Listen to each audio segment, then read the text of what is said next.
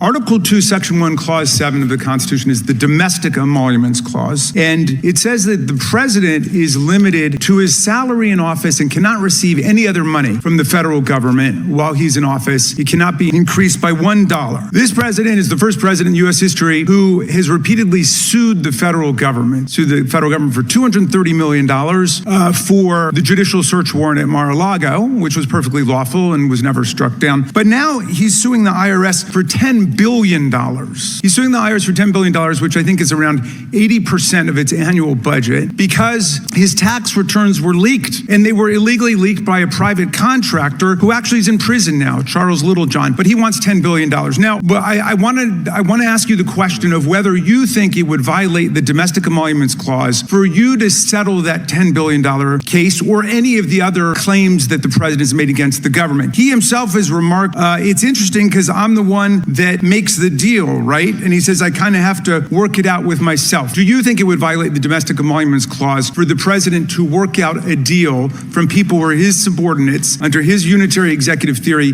to get money in one of these cases? I'm not going to discuss pending litigation.